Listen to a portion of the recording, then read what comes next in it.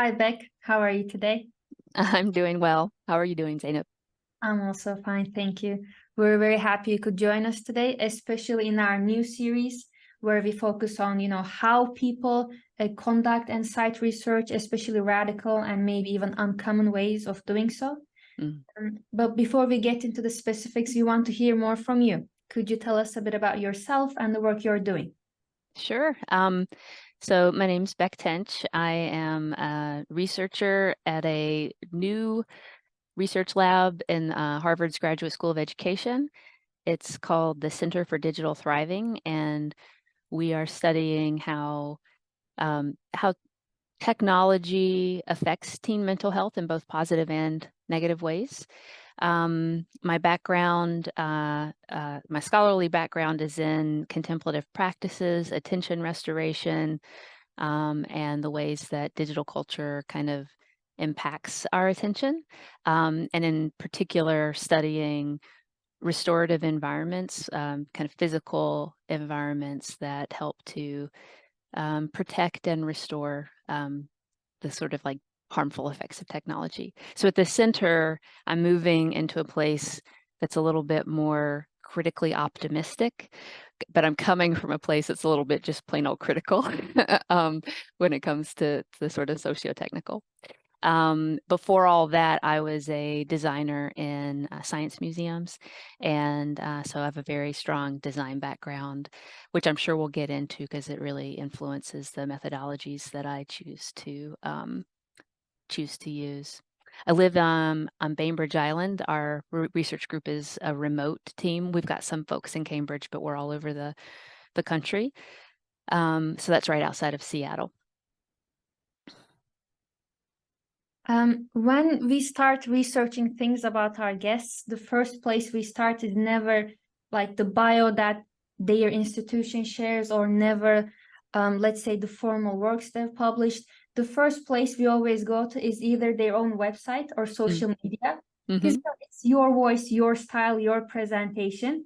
Mm-hmm. And I wanted to say, when we went to your website, it was very welcoming. It was like it was telling a story. So I could tell that you had a design background because, Mm. like I said, it was your voice. It was nice to hear about the things that you've done in that kind of storytelling way. Thank you. Yeah. I was part of the internet since the 90s and then we kind of like grew up with making my own sort of space online. And I truly feel like it is a home that I get to decorate and kind of like present in a way. So yeah, that's very intentional. I don't think I couldn't do it any other way, but I really love that you recognize that. Yeah. Because we did get that feeling from it. And your blog also outlines your academic workflow from journaling, task management, accountability, and so on. Mm. And the tools and methods you have there seem thoroughly organized. But how would you define your methodology and approach when acquiring and sharing this knowledge? Mm. It's probably my favorite thing to think about, and I feel like we don't talk about it enough. Like, like when you meet a stranger, especially if you were at a conference or something, that that stranger is also an academic, but like even just plain old strangers these days. I don't want to know what you do. I don't want to know where you're from. I want to know how you like manage your information, because it's a dilemma that almost everyone has. And we get so much information. I mean, I've even considered lately like just not listening to a podcast while I wash dishes is these days a form of meditation. It's like we're just constantly getting information. So I'm very interested in how we manage that. And I have to be honest, like I don't I feel like for all of the really important hard questions, I have zero answers. I just have attempts at kind of continually experimenting and refining the approach and hoping that those attempts feel joyful. So that I think is maybe if I had any kind of um, thing to share that could be applied, that I would feel confident being applied, it would be I have the perspective when I'm reading, when I'm synthesizing, when I'm writing, that I am trying to do that in a place where I feel joyful while I'm doing it, that I'm living the minutes and hours of my life reading and synthesizing and finding. And so I try to choose software that I feel like has integrity, that is created by people who are who share my values, and I try to approach the use of software. And I say software, but I also mean hardware like pens and notebooks and those things too. Um, I try to have my use of those things be more aligned with like a crafts approach as opposed to maybe a utility or usability approach, just like becoming good at it and feeling happy and rewarded through being good at something. So I guess I'll pause there, and we can kind of revisit the question and make sure that I'm answering it holistically. But that was my at least first reaction to the question. Yeah, and maybe to hone in a bit, to narrow down the question a little bit. Yeah. In this series, like I mentioned, we look mainly at outside of the box research to see what else is going on in the world other than what we see as being mainstream. So could you further elaborate on, say, a method or maybe even a form of citation you have used that would not be considered typical or mainstream? Yeah, yeah. So I think that what I will what I'm going to answer that that question with is let me check with you rather. When you say a method, my instinct is to stick with a method for doing the work as opposed to like a method for um, researching. Those distinctions seem a little No, overlapping, but do you follow me? yes, I understand. Okay, so what would you prefer me to reflect on? I would actually love to hear about both of it because the people that we've talked to so far and people that we will talk about both of those things. So Okay, okay, what we're okay. looking for. Okay, great. Okay, good. So I'll start with the first, which is what's a sort of out of the box method for um, for the sort of like the doing, the meta part. And to be super explicit for listeners, like what I mean is, the reading and writing part of research, not the talking to a person or collecting data or even necessarily analyzing the data, but that is part of what I'm about to say. Anyway, so I think that the out of the box approach that I would like to highlight is and guide me, as to if I'm not being technical enough or if I'm being too technical. Okay. But is I use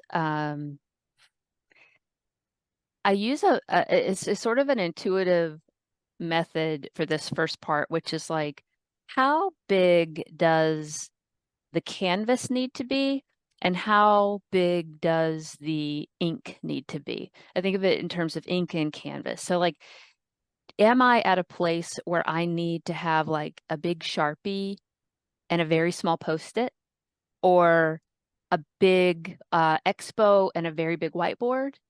Or I'm in a place where I need like an 11 by 17 piece of paper with a sharp pencil or pen that's small, because my ideas are fuzzy and I need big canvas and big ink, or they're very actually articulated. I need to be very detailed. So I try to like meet where my mind is with the kind of space that I need to do that kind of thinking.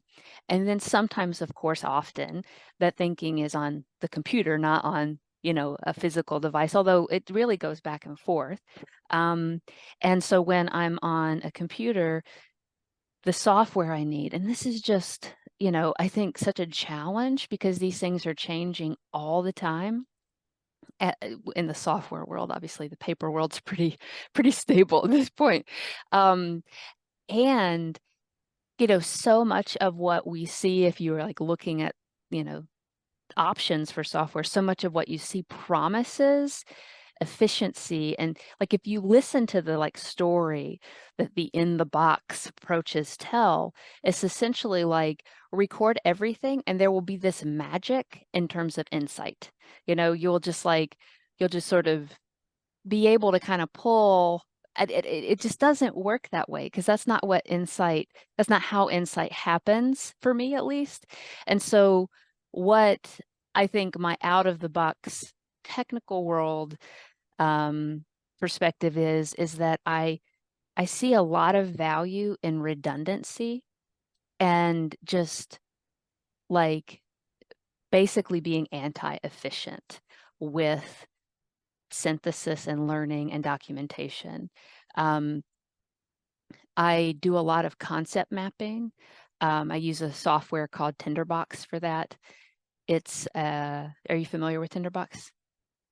We have had discussions about it. I haven't used it, but I've heard a lot of good things about it. Yes. Oh, good. Yeah, it's fairly esoteric, so I'm impressed that you've even heard of it. It's essentially an outliner, actually. At its heart, it's just an outliner, but you can look at that outline in multiple ways, and one of those ways is spatially. And so if you were to think of like an outline as like a parent and several children, in a spatial view, you might have a box and you double click in that box and you go into another plane where you see the children, and you could double click on any one of those children and go into another plane. So it's like this infinite depth. And you can concept map on any plane, so you can connect things with arrows. And I just really do well with that sort of visual space and visual thinking. I think maybe another thing that I wanted to say about, so I sort of started at the like, where do I put the ideas?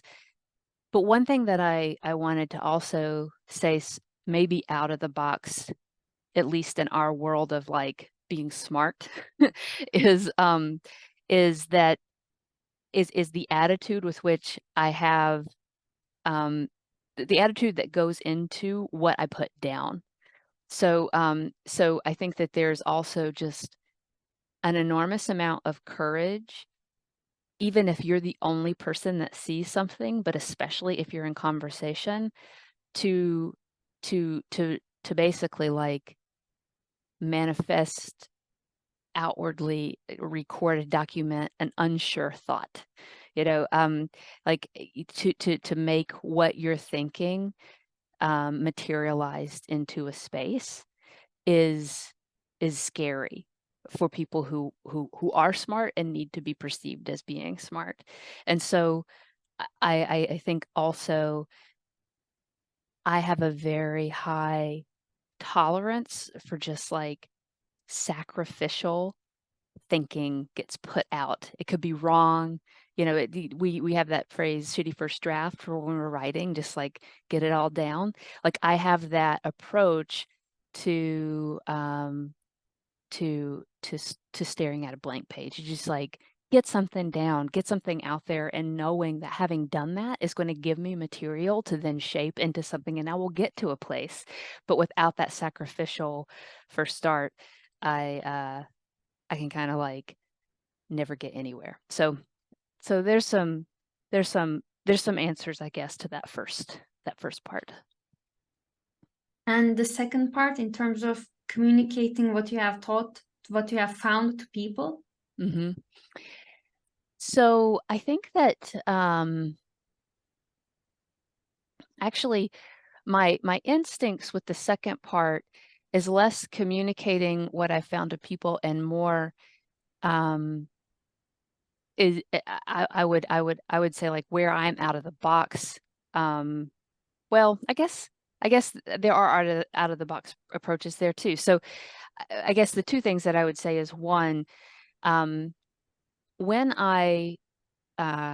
one of the things that has surprised me about being in relationship to people, being in relationship with people as a researcher, is how much gratitude it generates in order, like it's amazing to me that people give you their time and tell you what they're thinking and trust you with that, you know, and there's a lot of it in the world.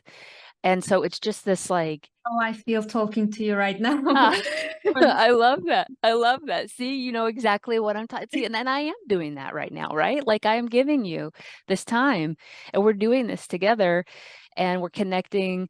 And that's amazing that like our profession allows for that and enables that. And, you know, focus groups and workshops and classes are all this opportunity to be in relationship with a person. And so for me, that generates a lot of gratitude. It also generates a lot of stress.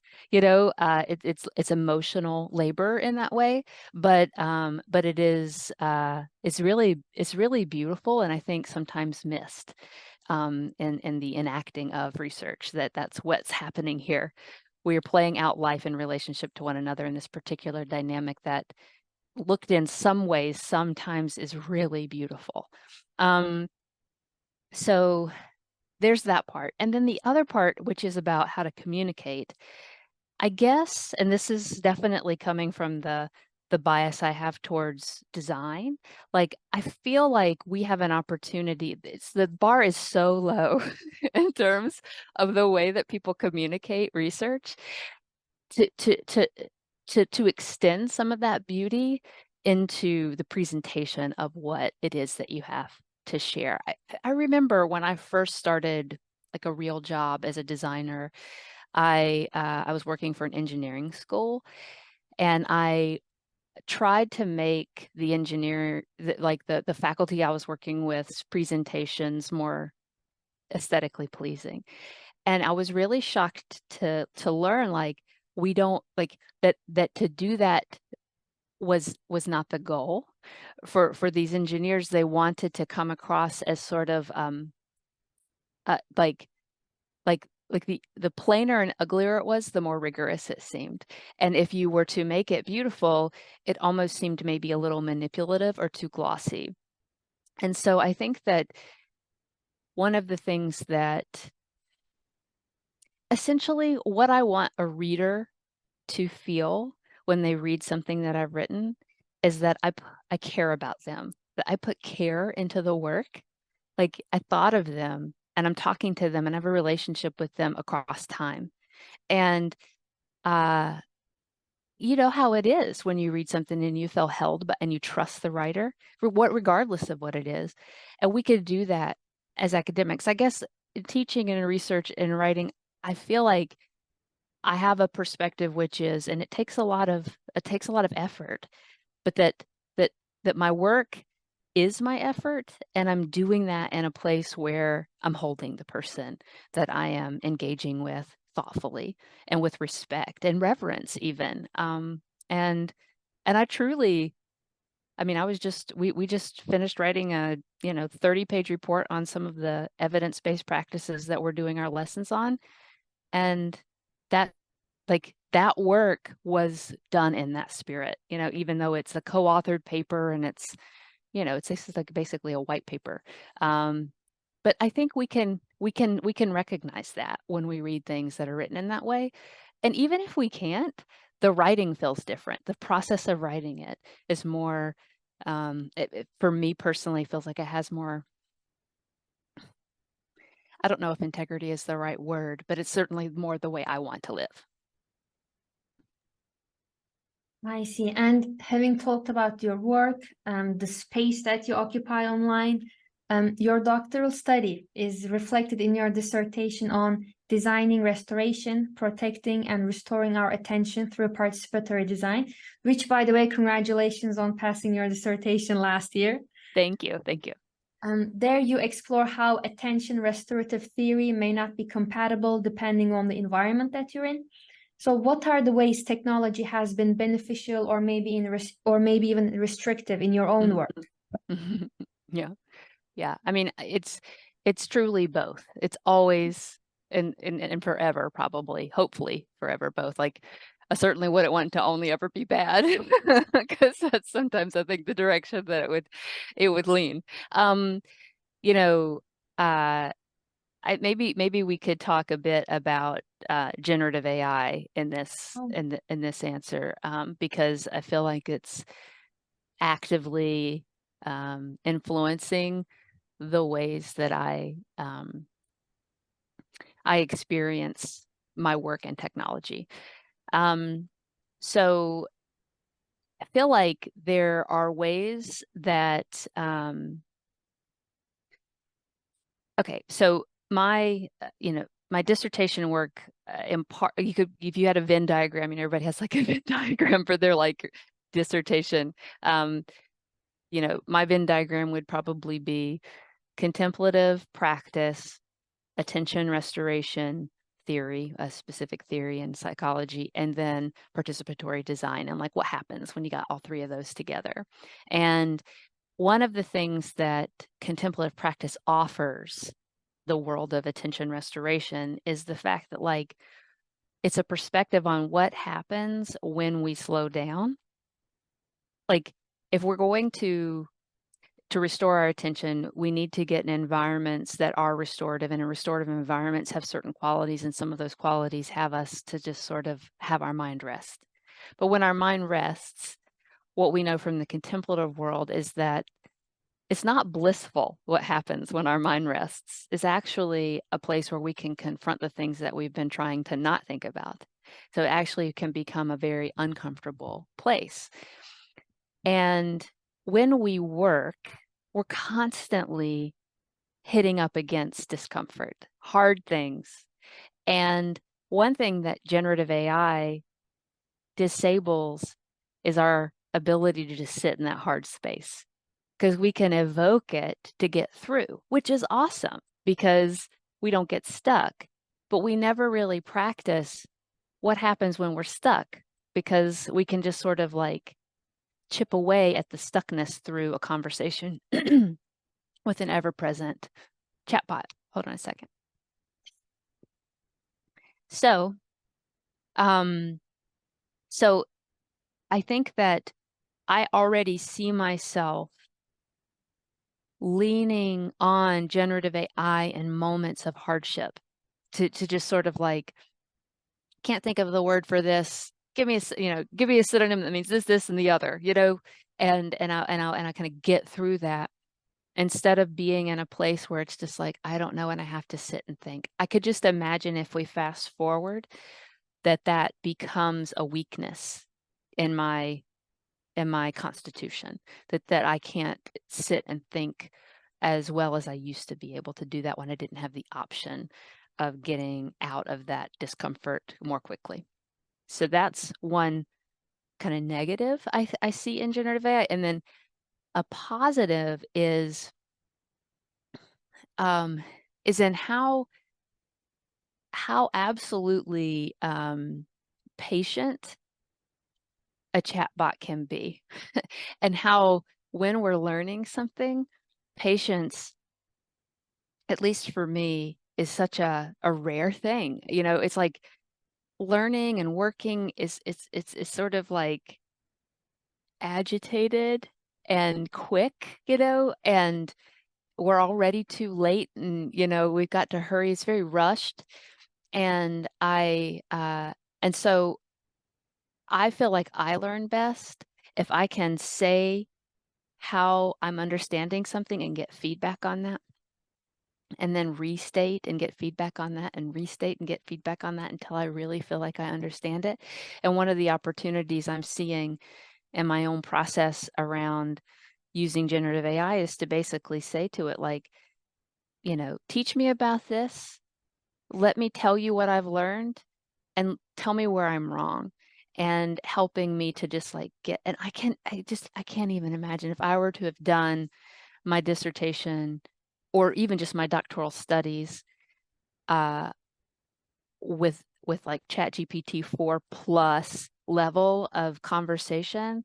Like, I remember how difficult it was to grasp phenomenology, for example. Like, it was hard. And all of the stuff that is written, as we've already talked about, isn't holding you with care usually. It's performing and being very smart and contributing knowledge, but in a way that isn't necessarily considering the reader in a loving way. And ChatGPT you can discourse with the tool in such a way that it holds you gently and coaches you along to learn something that is complex, is very complex. So I see I sort of see that as as sort of like where I'm seeing technology benefit my my methods, let's call them. I also maybe we'll just say quickly that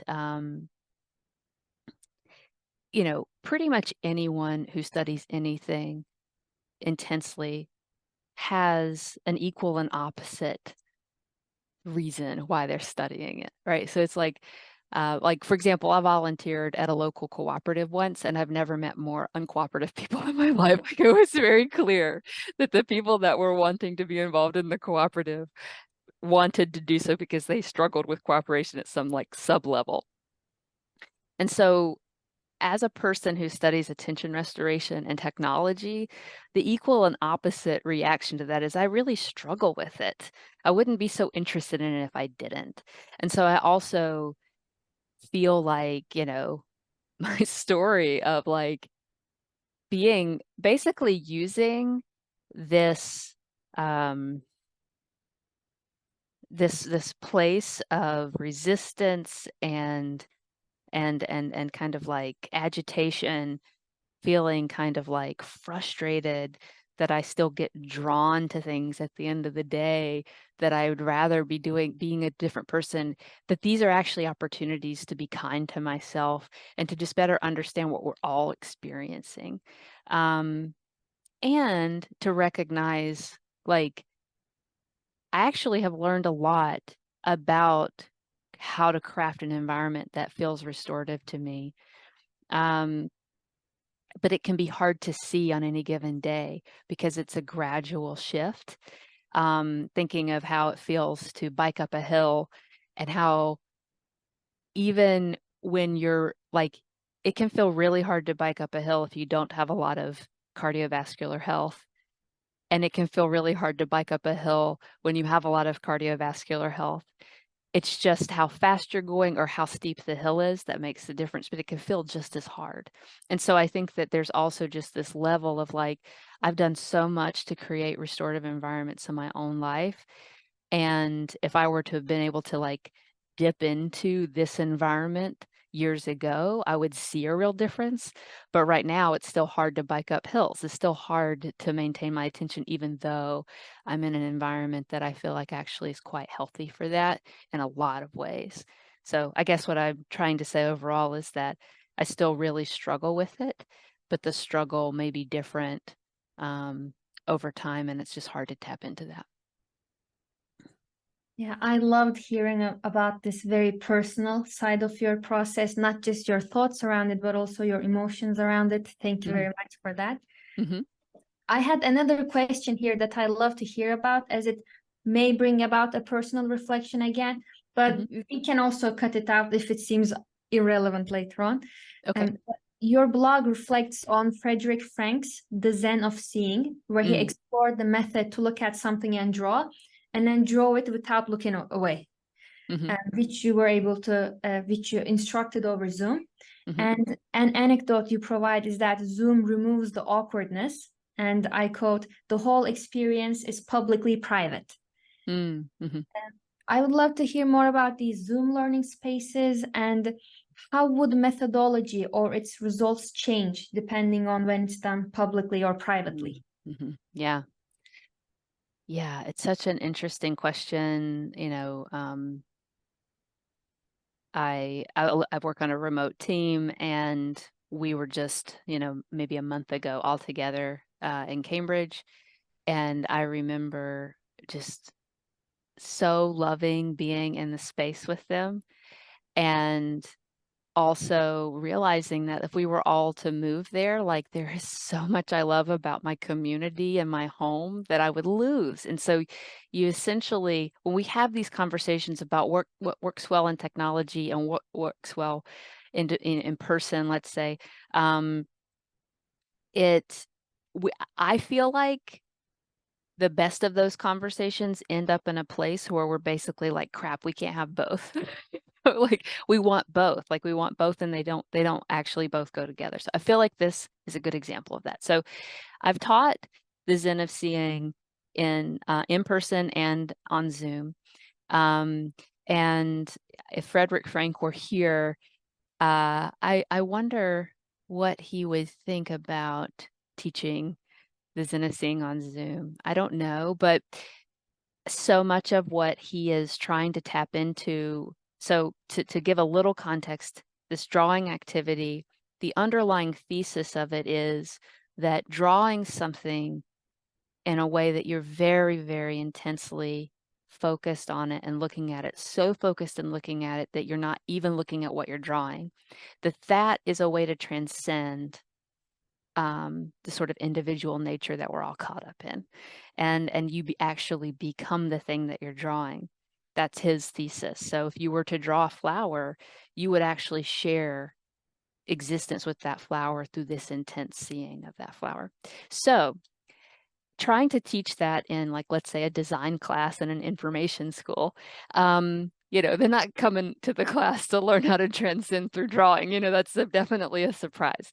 But that kind of quality of attention is something that's important to us in design work. And so it still works as an activity. The way you do this in person is you take people out into a field and have them find something to draw. Or if you can't do that, you like scour YouTube for really boring videos of like a dog sleeping in a dog bed, or a little breezy meadow, or something where it's just a stationary camera looking at something that's moving subtly. That's what you're aiming for. And you have them draw that. But when you're on Zoom, you can have people pin a video. Like right now I have your video all enlarged, and I can start to draw you looking at you, and now I'm looking at you, so you may be affected by that.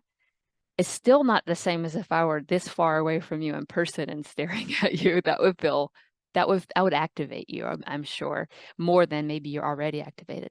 But when we're in a large Zoom room and you don't know if you're being pinned, it's different. The way that you exist in that, it's got an affordance to allow you to accept that kind of gaze and attention. And when I draw a person with that level of attention, something happens, at least for me, in my heart, about appreciating that person, truly seeing them, So it's like it enables a kind of like stranger level connection, a kind of a higher quality connection, because you are not being just like intensely looked at, or at least you're not aware that you are. And it creates a vibe in the space, in the classroom space, of intimacy, even though we're on Zoom, because you've really kind of taken a moment to really look at someone.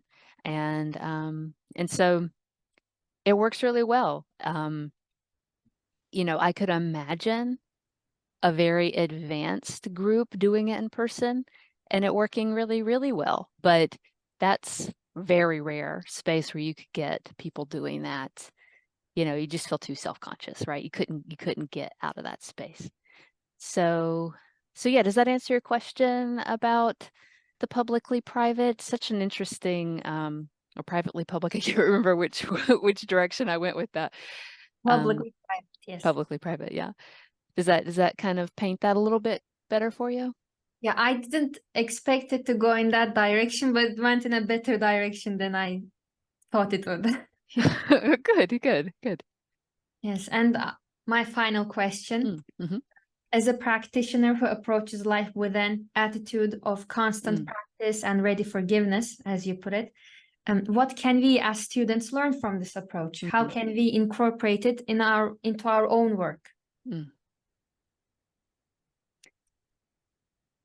Yeah, that phrase, constant practice and ready forgiveness. I've been using that for years. I don't think it was my phrase. It's possible that it was, but it's certainly something that I have carried as a mantra. And it started well and firmly seated in personal experience of things. I used to work at the Science Museum where my official title in this role was, well, not my official title, my unofficial title was creative agitator. And on my very first day, my boss said to me, if you don't fail, we'll be disappointed in you. And my work was to do things that had never been done before. As academics, that's what knowledge creation is. Like, we don't reinvent, we generate new knowledge. So we are essentially trying to do the same thing, and we can't do that without failing. But for me personally, the only thing worse than failing was disappointing someone, you know? It's like, I really, really am motivated to not disappoint. So I hate that word. It is just a very powerful feeling and emotion.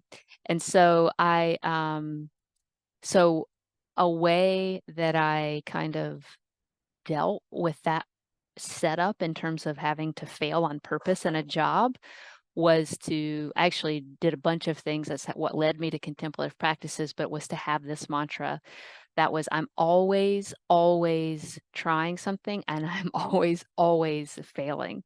And that what I need in order to keep getting up after falling down is ready forgiveness.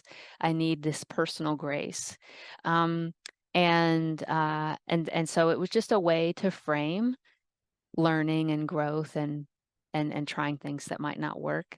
And I can't, like I said before about the attention restoration, I am not really good at it. I I am very hard on myself. And those moments where I meet that hardness are moments to practice this. They're a gift of that practice if I can manage it. And so I think that maybe the other thing I'll say is that I feel like it is like the way that we can be hard on ourselves is not all lost. Like, we don't need to change all of that. Like, being hard on ourselves to some degree is generative and kind of creates excellence, you know? So it's like there is a threshold with which in any given day I can be hard on myself and I can give myself grace, you know, and like it's a day-to-day or even hour-to-hour relationship if I am aware of it. But I guess what I don't want to come across is that we should only ever forgive ourselves. Like, I guess what I'm trying to say is I don't want to come across as I always forgive myself. I am definitely hard on myself, but I strive to just realize that the larger frame of my work is something where I will fail, and I am practicing forgiveness as a way of coping with that failure so that I can continue to move forward. So yeah, that's sort of what I mean by that. And I think that the application to students is exactly the same application to myself, which is there's so many messages, and the younger you are, the stronger these messages, I think, have been your whole life, that you're late to the party. You should already have it figured out.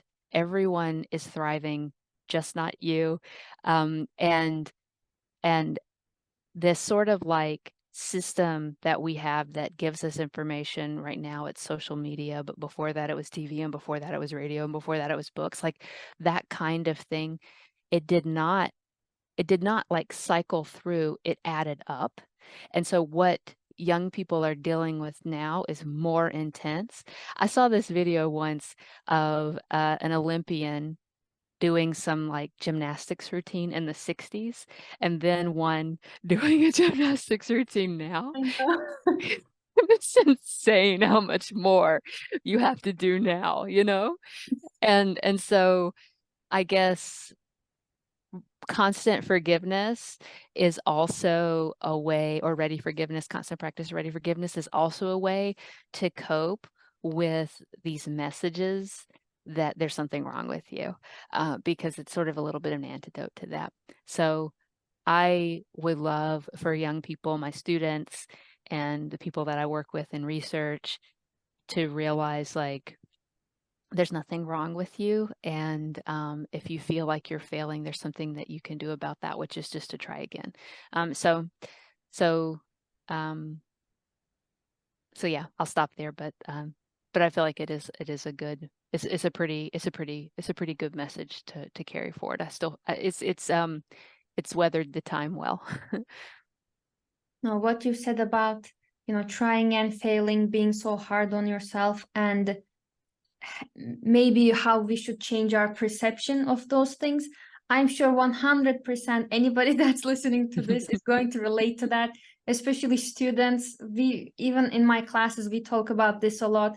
Always like, what am I gonna do? What's my next step? I'm gonna graduate. What's after that? I need to get more experience, more of this, more of this. There's this inflation of everything I need to get. And even though it's a lot of stuff, it still feels like it's not enough. Yes. Exactly. Inflation, constantly acquire education, Yes. experience, work, constantly get more.